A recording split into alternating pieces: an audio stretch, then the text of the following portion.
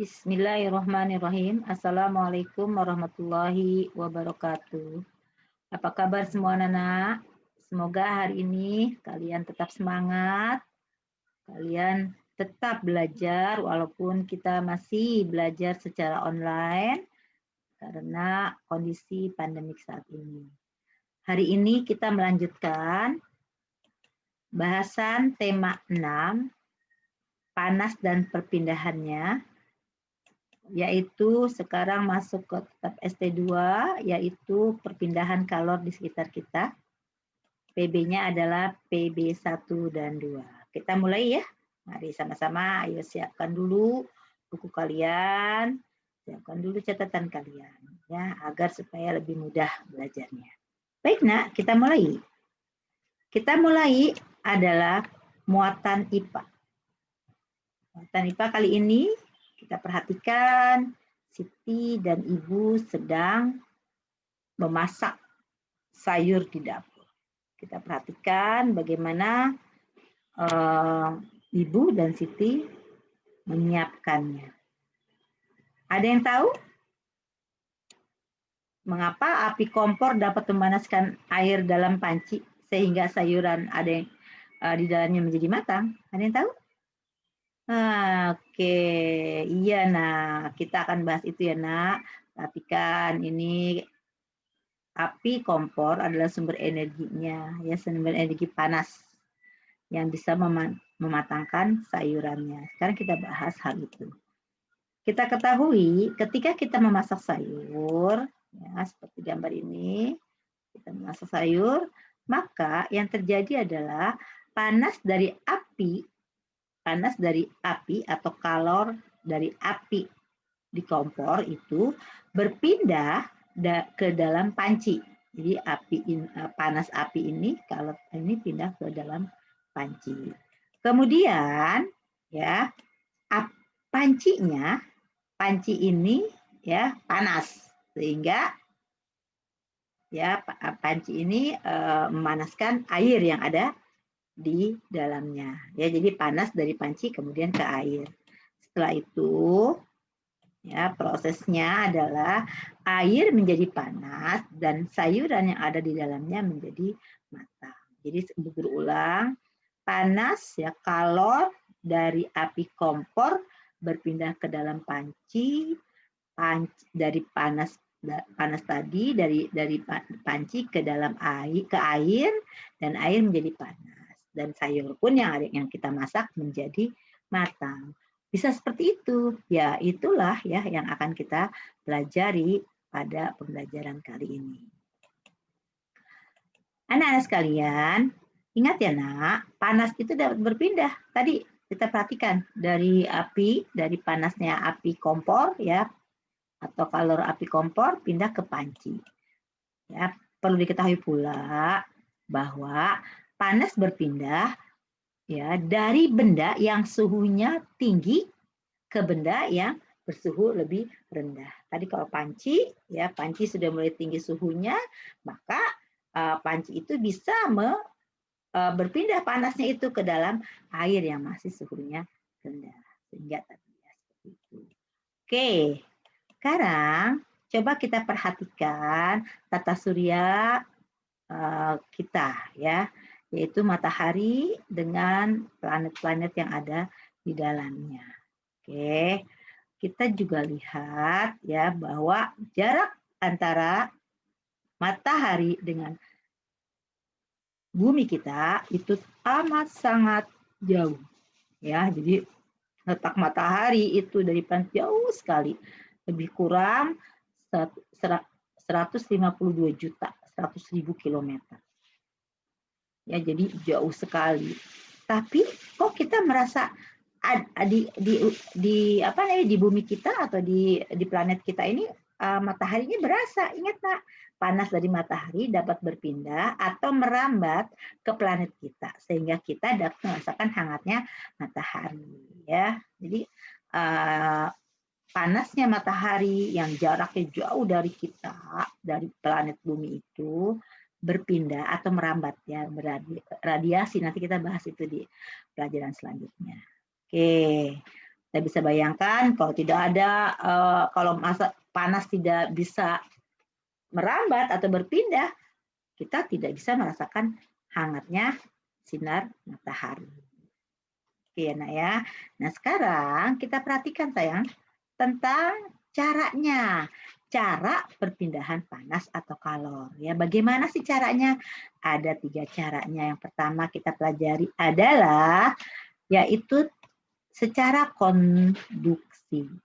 Maksudnya secara konduksi itu adalah cara perpindahan panas melalui zat perantara. Ya, biasanya melalui zat perantara seperti biasanya benda padat, umumnya benda padat. Nah, yang kedua adalah secara konveksi.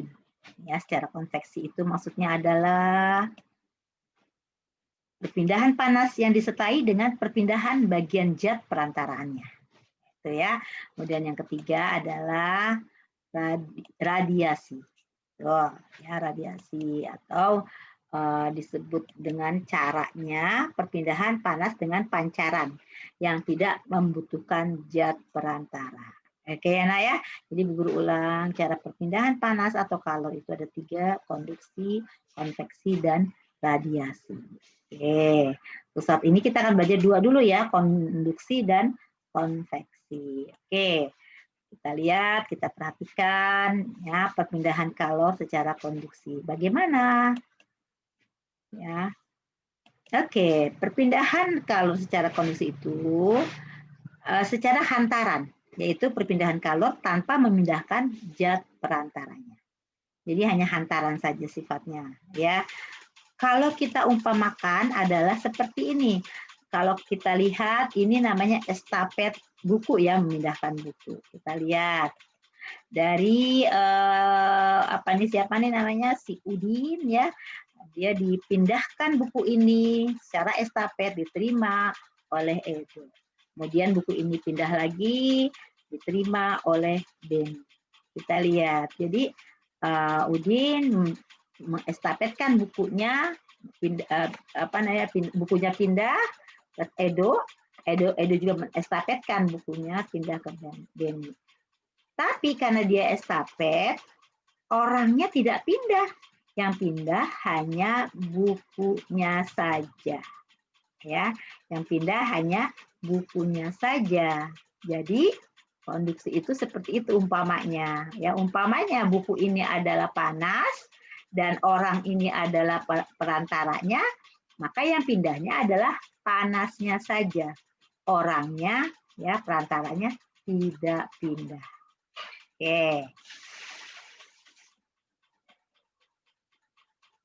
Perpindahan kalor secara konduksi ini ya biasanya secara umum terjadi pada zat padat. Ya, secara umum zat padat ya, secara umum. Kemudian kita bisa juga ambil contoh yang lain, misalnya ketika kita menggoreng ya, saat ya menggoreng tadi spatula ya, spatula ini yang dipegang ini terasa panas walaupun spatulanya sebenarnya tidak bersentuhan dengan api kompor, hanya mengaduk misalnya ya makanan ini. Tandanya apa? Spatula ini pun terkena panas yang secara konduksi. Panasnya atau kalornya ya, kalor yang ada di mana di api kompornya ini berpindah ya, seperti itu. Begitu juga ketika kita menyetrika, ya menyetrika menggunakan setrika listrik. Ketika setrika listrik dihubungkan dengan arus listrik, maka arus listrik akan mengalir melalui apa? Elemen pemanas. Ada elemennya biasanya di dalam ininya ya, di dalam setrikaan ini. Nah, panas dari elemen akan berpindah ke bagian alas besi ini yang di bawah ya, setrika yang tebal. Maka baru bisalah dia digunakan menyetrika. Ini contoh-contoh dari perpindahan kalor secara konduksi. Oke, ya. Sekarang kita lihat perpindahan panas atau kalor secara konveksi. Umumnya terjadi pada zat cair dan gas. Nah, ini kita ambil umpamanya contohnya ya. Contohnya seperti ini, kita perhatikan, diumpamakan kegiatan memindahkan setumpuk buku dari satu tempat ke tempat lain. Buku-buku ini dipindahkan dari bawah ke atas misalnya ya, oleh Edo dan Udin misalnya. Ini umpama ya, kita umpamakan perpindahannya bagaimana. Nah, ketika kamu nih si Udin atau si Edo memindahkan buku tersebut ke tempat lainnya dari bawah ke atas misalnya, tentu kamu akan ikut bersama dengan buku-buku tersebut karena diangkat. Nah, diangkat tuh, taruh sini ya, si Udin ambil dari sini, pindah ke sini, kemudian Edo juga ambil dari sini, pindah ke sini ya. Kemudian ya, jika buku-buku ini diumpamakan sebagai panas energi, ini bukunya ya, kita umpamakan sebagai panas energi atau kalor. Kemudian kamunya si Udin dan Edo ini adalah medianya ya, maka perpindahan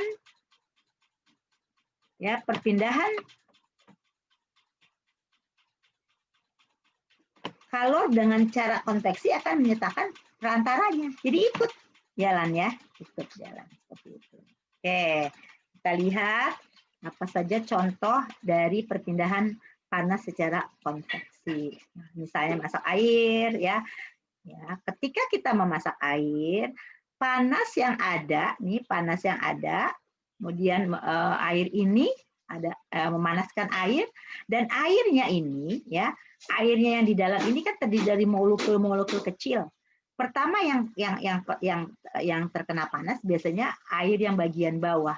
Kemudian air yang bagian bawah itu dia naik ke atas karena perpindahannya pasti ke atasnya ya. Sementara dari yang atas itu ke bawah, putar terus sehingga menjadi mendidih menggelembung-gelembung. Ya, jadi itu ikut ya, molekul-molekulnya ikut berpindah ya dengan panasnya tadi. Ya, tidak diam saja, tidak tapi ikut. Begitu juga ketika kita memanaskan minyak, sama prosesnya dengan memasak air ya. Molekul-molekulnya yang di bawah yang terkena duluan dari panas atau kalor api kompor ya mengenai yang bawah ke atas, yang atas ke bawah lagi, berputar terus sehingga akhirnya mematangkan minyaknya.